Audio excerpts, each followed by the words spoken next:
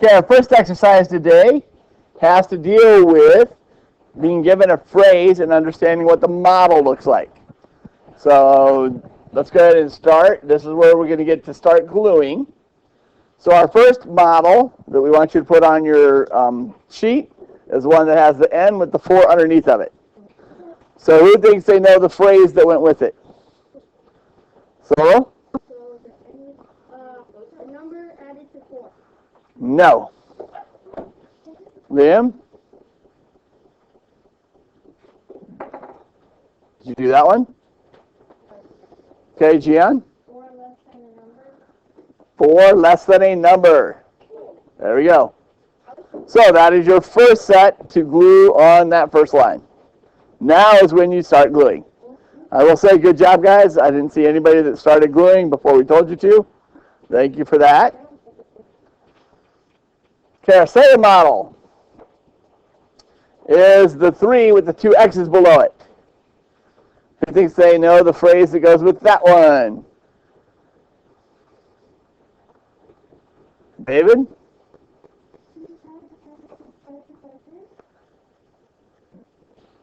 Two times a number subtracted by 3? From 3, yes. 2 times a number subtracted from 3. Did you guys hear the word that David changed that made me question what he was saying? He said subtracted by 3 instead of subtracted from 3. The model actually looks different in those two cases. So we'll talk more as we continue on the lesson about flipping phrases, but the from 3 is one of those flipping phrases. Okay, what about our next model? We have just the 3 X's. Go ahead. A number multiplied by 3. That one's pretty straightforward.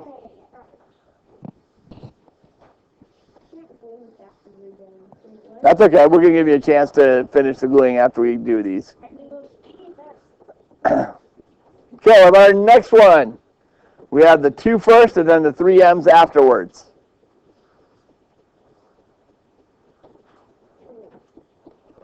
What do you think, Lizzie? What's the next model?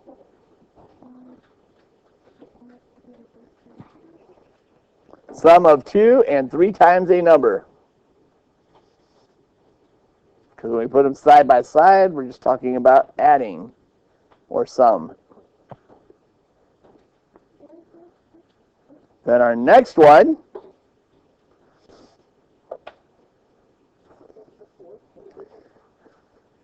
I will give you credit. You're like the only one that's had your hand up every time. What do you think, Teague? Number what? Yes. Number added to 4. Then our last one, we kind of gave you one that looks very similar. So hopefully you were able to come up with a phrase that was close to what you wanted to, should have had. I'm sorry?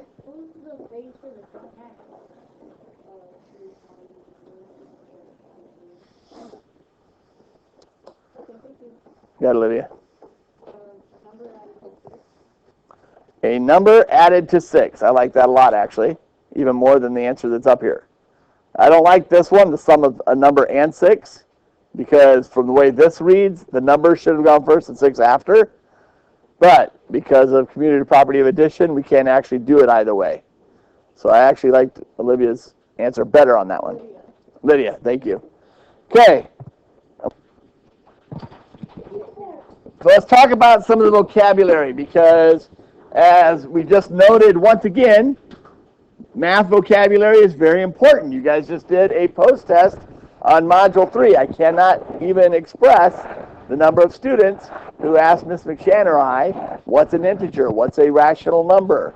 What's an inequality? Math terms, math vocabulary that you have in your notes. That's why we stress this vocabulary, guys. It's very difficult for you to do what we're asking you to do when you don't know what the word means. So that's why we take the time to try to give you these definitions. We use them repeatedly throughout the lessons to try to get you used to the terms. But you've got to internalize them because you're going to be hearing these terms again and again and again. So our first one today, algebraic expressions. So for algebraic expressions, they contain at least one variable and at least one operation.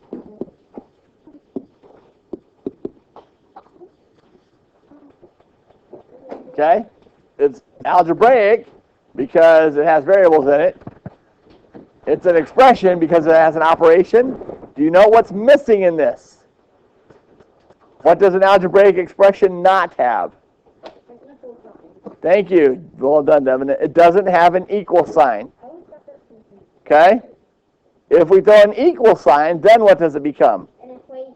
An equation. So one way I like to think of expressions to make it easy for myself is an expression is basically half of an equation. It's what I would see on one side of an equal sign. Make sense? Now, variables and expressions represent an unknown number. So if you see a variable, it's just a number that we know there's a number there, we just don't know what that number is. Any letter can be used as a variable, but the letter what is used most often? X. X and Y are the two, but the one used most often is the X. So to avoid confusion with the symbol for multiplication, an X, there are other ways to show multiplication, like a dot. So I could say 6.8. Again, make sure the dot is high enough that it doesn't look like a decimal. Make sense? Okay, what's another way that we showed you to do multiplication? One number in parentheses and another next to it. Awesome. So I do a number, and then the other number is in parentheses. That also means multiplication. So now that we're moving into algebraic expressions, another way that we show is I write the coefficient, the number, and then the variable. And I just write them side by side. That means multiply. So this doesn't mean it's 6 times something and I forgot to finish writing it. No. This is an algebraic expression. 6 times a number x that I do not know yet. Make sense? But this is why, right here, that we're getting away from using the symbol of x for multiplication as much as possible. I mean, you'll still see it in some of the tests and quizzes and stuff because it is very deeply ingrained. But by and large, we want to get away from it. So let's talk today more about the modeling. We gave you a chance to do some experimentation and do some struggle to figure out what you can figure out on your own. So hopefully this will make more sense now as we go through it. Here's an example. If I have, for example, t plus 8, when I translate that into English, into words, I would say something to the effect of the sum of a number and 8, because sum is the mathematical term for addition. Okay? I could also say t added to 8 or t plus 8. I could actually write those out. Those would be acceptable. And this is one of the issues with today's lesson. There's actually a lot of correct answers. The ones we're giving you are just examples of what would be acceptable. Another way we could do this is our model of t and then 8 on the other side. Okay? Or I could say, for our next one, how would I say this? Lydia? 4 subtracted by number. Wait, subtracted by 4? 4 subtracted from a number. Yes. She noticed how I flinched a little bit when she said the first one. Because the way she said it initially would have been incorrect, but the way she said it the second time was okay. So 4 subtracted from a number. And here's one of the really difficult ones, especially when we talk addition or multiplication. Subtraction or division. I have to make sure I get it in the correct order, because if I don't have the right order, it's going to be completely wrong. Addition and multiplication give me a little more flexibility, because I can write it wrong and I'll still get the same answer. But if I write it wrong in subtraction and division, I'm going to get the wrong answer. So what does our model look like? Well, if you look at the other side, basically what we have is our letter V, and I'm taking away 4. So I draw 4 blocks.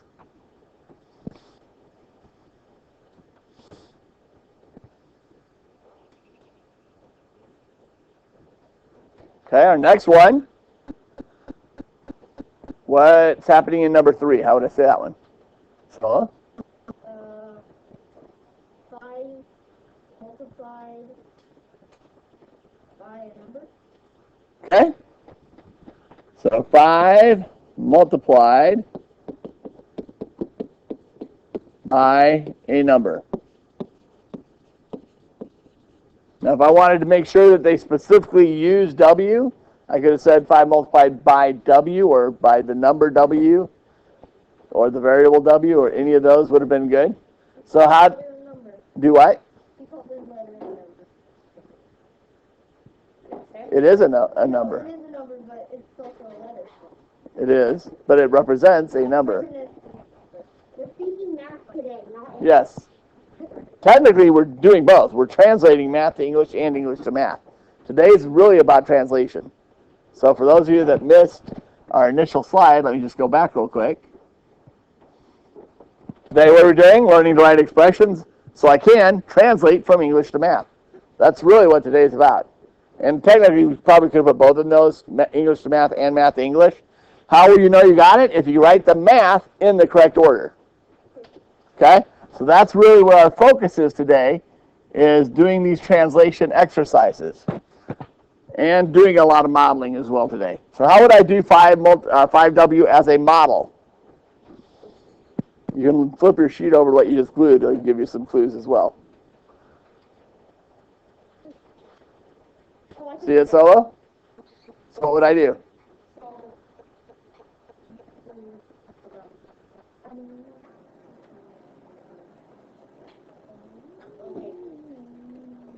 Okay, so you draw 5. So you make 5 squares. And Okay. draw X's in all of it. I put what in all of it? Multiplication symbol. W. W's.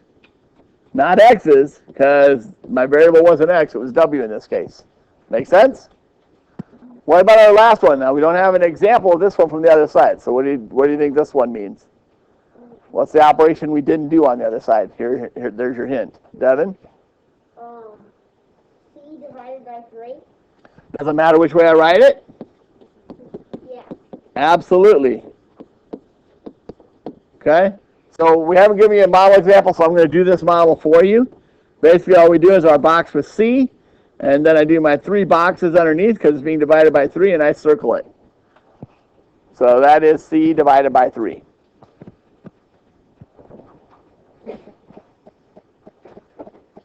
Questions?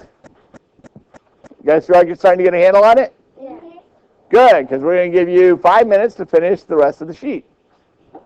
So fill in the pieces that are missing. Oops, not bad. Hopefully it's still working. So most of you were able to finish. That's good to see. Okay, who thinks you can take a shot at number 5? How would I write that? What are the words? Caden? 3 plus, Are you on number 5? Yeah, I'm sorry, I wrote the wrong number. 7 plus a number. 7 plus a number. I wrote the right number. Did someone write something different? Lydia? Sum of 7. Awesome. The sum of 7 and a number. I like that one. That's also a correct answer. Anybody have something else? You also could have said M added to a 7. Or Layla? Sum of 7 and a number. That's a good one. So all those work. What does my model look like? So draw a rectangle, split it down the middle, then 7 on the left side and M on the right side. So I do 7 blocks and then my number M.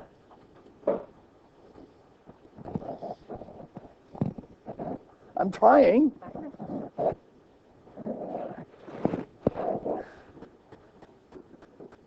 Okay, what about number 6? What do you got, Gian? 2 subtracted from a number? Good, I'll take that.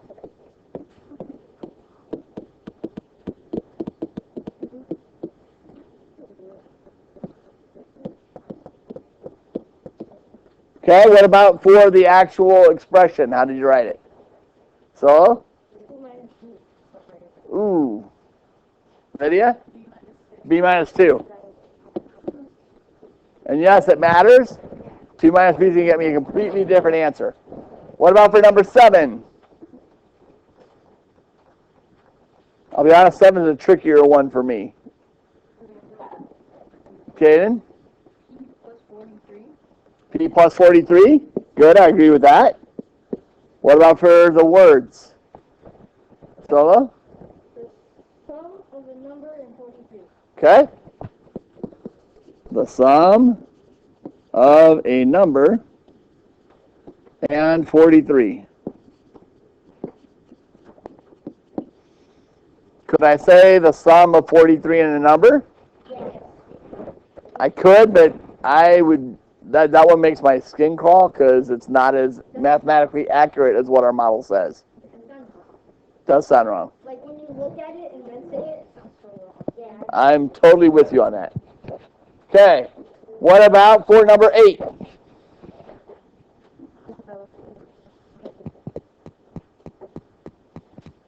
You have it, Isabella?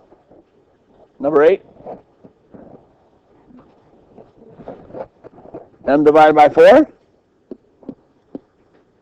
What about for the words? M divided by 4. Okay, we set up here that sum is the mathematical word for adding. What is the mathematical word for dividing? Quotient. Good job, quotient. So I could have also said the quotient of M and 4. Could not have said the quotient of 4 and M because that would have been backwards. Okay? So I'm going to actually write that one. So the quotient, because you're going to see that several times throughout your homework and such, of M and 4. Okay, what about our last one? This one's probably the trickiest one on there.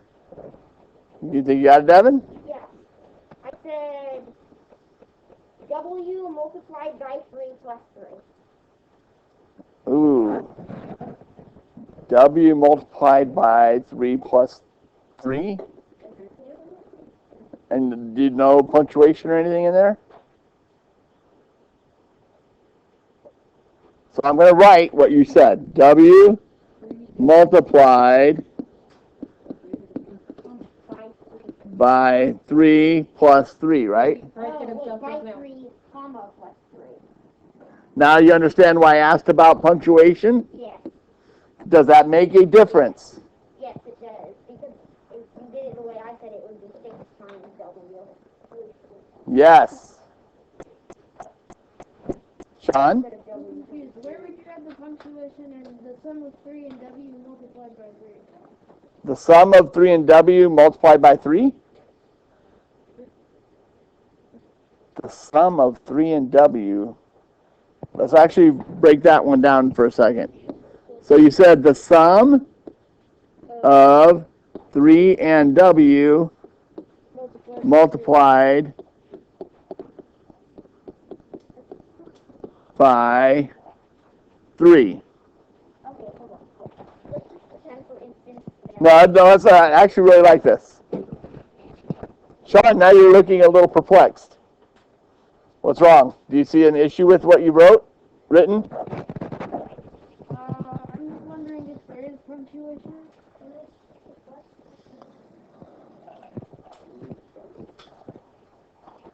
oh yeah, I see where it needs to be.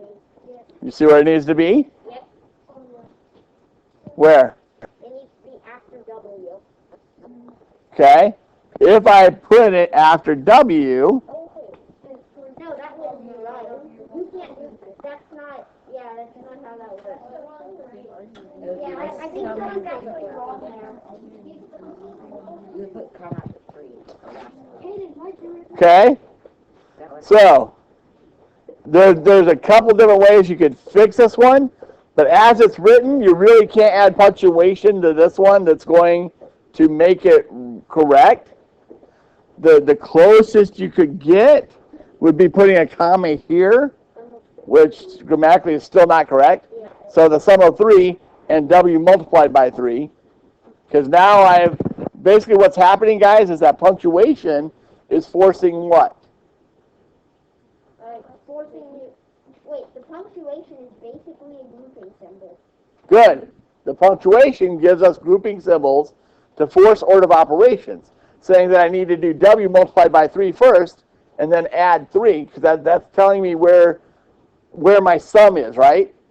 Because the way it was initially written, it's the sum of 3 and W multiplied by 3, which would be completely different than what our model shows us. Does everybody understand? So do you understand why it's so important to correctly translate these phrases? Yeah. Do you see how tricky this could actually be if you're not careful? Okay? Sean, you see where the mistake is?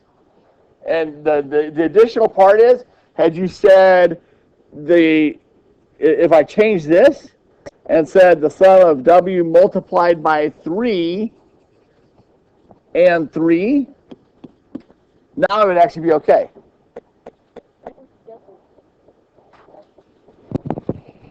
Okay? So the sum of W multiplied by 3 and 3, because sum tells us what? I'm adding. So I know that I have to have 2 pieces. So what am I looking for in English to tell me I've got 2 pieces? A word like and. That's my separation word, saying here's one piece, here's my other piece. Make sense? A conjunction that's going to separate those pieces for me. Is this starting to make sense, guys? Okay? So now how do I actually write this? What does this look like in our mathematical expression? Go ahead, Dylan. W times 3 plus 3. Oh. What's that? So you said, I'll write it the way you said, W times 3 plus 3. Would the W and 3 be in parentheses? No. Gian? 3W plus 3. Yes. Why?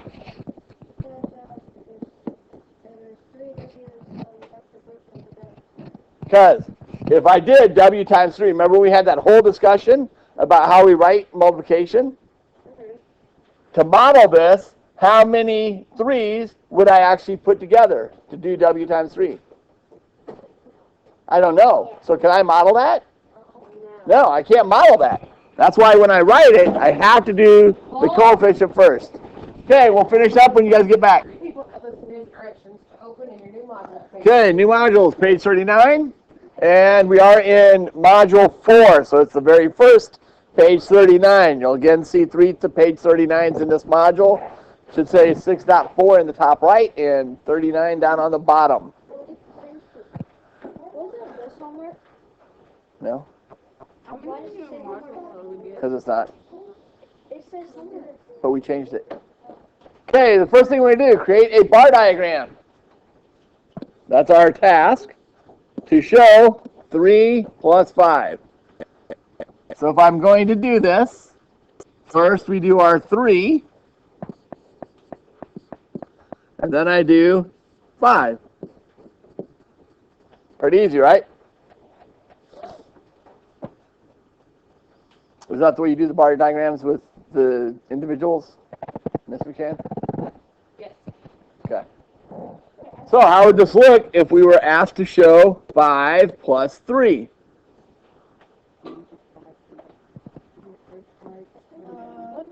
Page 39. Just be flipped around, right? So my diagram would be 5 plus 3. Are these two expressions equivalent?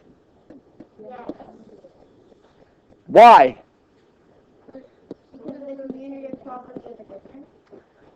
Excellent. And you even said the entire phrase up front. Thank you. Commutative property of addition, which was actually the very first question on your pretest for Module 4. So what does the commutative property of addition say? Go ahead, Devin. The commutative property of addition states that the order of any addition problem can be switched and the answer will remain the same. Good. Or you can add in any order and get the same answer.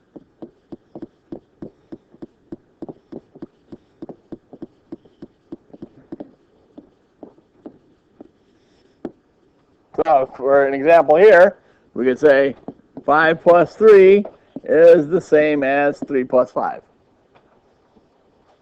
I get the same answer. It's 8 either way. Do we have a commutative property of subtraction? No. Because that wouldn't apply to both. No. Do we have a commutative property of multiplication? Yeah. Yes, because I can do that same thing. Do I have a commutative property of division? Yeah. No. That's why we add what operation it is, guys, because it's only addition and multiplication that have the commutative property. So you have to be specific as to which operation you're talking about. Everybody good so far? Okay, so let's keep going. Example 2. How can we show a number increased by 2? How would I write that? Can I make an expression for that? Yeah. Yes, what would it look like? What do you think, Sean? X plus 2. Anybody disagree with that one? No. A number plus A 2. letter. It would just be a number. I'm using X as the variable.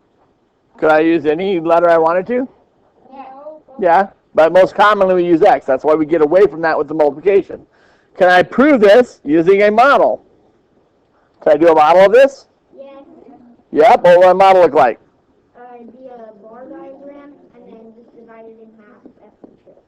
X and 2. X and 2. Not on your paper. He is on the board. You showed us how to do the bar diagram of one way, and then you're doing it a different way. Because Miss McShann and I came to an agreement. So are we not supposed to do the way you showed us anymore? Can we still do it that way though? Yeah. Thank you. You've ruined them. It saves time and shows less lines. It is less lines. And as we get to really bigger numbers, it's far easier to do, and you can still do it using that type of a model. Yeah. So, I see. You're asking us to convince Miss McShann that you're late. No. Oh, we did that anyway. No. What are you doing this for? What are you arguing about? I'm gonna end it. I like that. Okay, how are you guys feeling on these? Not good. So what can we write an expression to show the sum of M and K? What would that expression look like? Gian? Does everybody agree with that? Yeah. Okay. Which property can be used in examples 1 to 3 to show that both expressions given are equivalent? Commutative property of addition.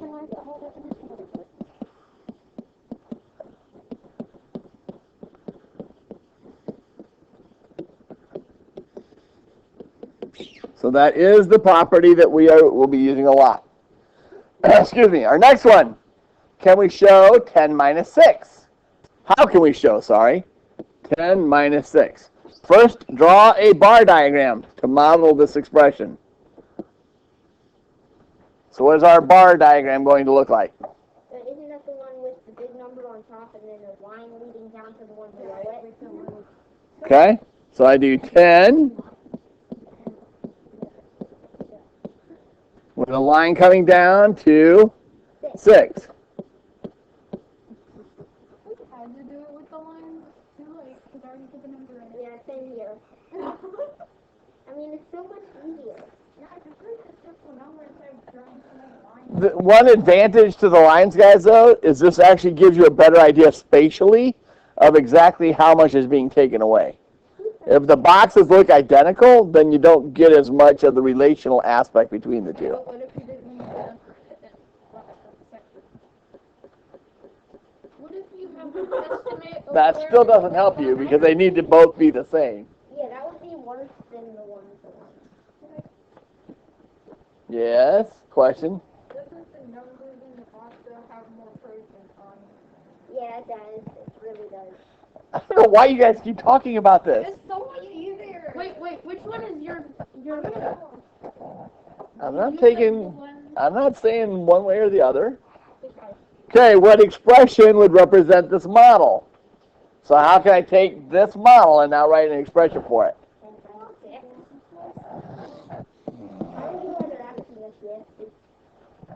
This is basically, you may have noticed, which lesson is this? The first or the second? What's it say on top? Lesson 9.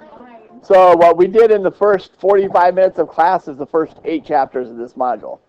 So if you think this is slow, we could have gone through the first 8 chapters with you. I'm good.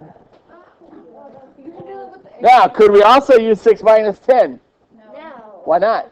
Because there's no commutative property of subtraction. There is no commutative property of subtraction.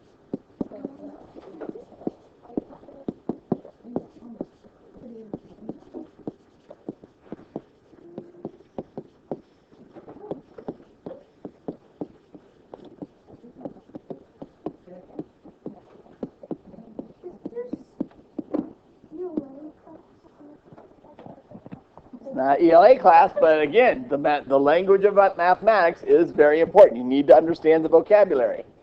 So how can we write an expression to show 3 less than a number? I actually want to have a really quick conversation on this because last module, in module 3, we did a whole lot of stuff. And one of those was 3 less than a number. How would I show that? X minus 3. No. It wouldn't be 3. Right? 3 less than a number. No, that's saying that X is greater than 3, not that X is 3. Right. It's saying that 3 is less than the number. Or X is bigger than 3 if you want to say it in reverse. How can you show 3 less than a number? That's fine. 3 less than a number. Oh, you're talking about English, not math. What is this? That's 3 is less than. What do we call this? This was what. Again, guys, this is why the vocabulary is important and why I encourage you to keep your old modules, because this is one of the things we discussed. David, don't lean in your chair unless you want to lose it. This is why when we were giving the post-test, Miss McShann and I had repeated questions. Wait, what's a rational number? What's an integer? What's an Inequality. I said that 3 times. inequality? So when I write 3 less than x, this is an inequality. What is it asking me for? An expression. Is this an expression? No. So if it said 3 less than a number and I wrote this, would I be correct? No. No, because I wrote an inequality. They want an expression. Understand the difference? Yeah. Okay? Well. Good. So let's start by drawing a diagram to model the subtraction. And here's our key question. Are we taking away from the 3 or the unknown number? The unknown number. So what's going to go on top of our model? X or The x, or our variable. What's going to go underneath it? 3. Make sense? 3. So now that I have a model, can I write an expression that would represent this? Yeah. What would it be? X minus 3. So even though the 3 came less, this less than, if you'll go back to your notes in Module 1, this is what we call a flipping phrase, that we actually have to switch the order. Make sense? How you guys feeling on this so far? Yeah. Feel pretty good? Yeah. Good, because we're going to give you 5 minutes to do this whole page. I know the homework done. Okay, on our first one, this one should have been relatively easy for you. I will say, having helped a few people, Guys, marking your text is actually really important on this to make sure you're keeping things straight. So how would we write an expression to show the number C being subtracted from the sum of A and B? So we're going to start by writing an expression, there's my task, for the sum of A and B. Should have been easy, right? Now, show C being subtracted from the sum. So here's our next part. So subtracted from, that's one of those flipping phrases, meaning I'm going to go A plus B minus C. Now, an interesting discussion. Do I have to have parentheses there? Yes. Gemma says no. Now, if you put parentheses, I personally wouldn't count it wrong, because especially the way they've written it, that sounds like you're supposed to do sum of A and B first. But because of Gemma, I would be doing the A and B anyway before I subtract the C. So while not required, I wouldn't count off. Ms. McShann, no. Okay? So neither of us would count off for doing that. Now here's where it gets a little more interesting though. Write an expression to show the number C minus the sum of A and B. Okay, now this one is different. Show C minus the sum of A and B. Now we must have parentheses. Why? What's the difference? And we'll show that in a second. So why are the parentheses necessary? Because of the order of operations.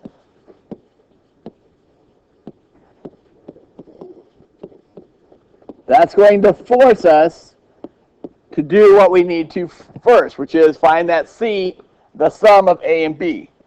So replace the variables with numbers to see what we're talking about. So I'm going to use 7 for C. So I'm going to say C is 7, A is 3, and B is 4. So I'm going to say 7 minus the sum of A and B. So order of operations says I have to do parentheses first. 7 minus 7, I get an answer of 0. If I don't have the parentheses, now it's 7 minus 3 plus 4. Order of operations says addition, subtraction, go left to right. This is why we had to kill Aunt Sally. So 4 plus 4 would actually give me 8. No, wasn't me. Gemma did. Gemma said, Aunt Sally, you're leading these kids astray. Does this make sense? Do you understand why the parentheses are important, guys? Wait, I have a different problem that I made with that. What did you make? So I made that C is 11, A is 4, and B is 3. That's fine. Your answers would be different, but you'd get the same idea that you don't get the same answer. Yeah. Devin? I just used 1, 2, and 3. I ended up with negative 4 and 2. Yep. The key being you're going to see different answers. Okay, so write an expression to show the sum of 7 and 1 and 5/10. That one should be really easy. Any questions on that page? Okay, I want you guys to go ahead and turn to page 44. If you decide you want some additional practice, you can do those 2 pages in between. But here is your homework. Just a couple of things. Number 1, and I'll be honest, I don't like number 1 personally because for me there's only one way to write this. But what they're basically saying is you can use commutative property of addition to write this one in 2 different ways. And then they do want you to draw a model. So, okay, 2 expressions to write, draw models to prove that they're equal. The rest of these are relatively self-explanatory. Pay attention to stuff like additional grammar marks, stuff like commas, periods, because that's telling you I need to do something before I do something else, which should tell you mathematically how do we do that. How do I make you do something mathematically before you do something else? Parentheses, grouping symbols. Make sense? Any questions? So you only got 7 problems for your homework. Should be relatively easy, guys. Yes, sir. Can I get the pop of paper and take it home? No, take the whole modules with you. That's why they're 3-hole punched. This is our textbook for the remainder of the year, guys.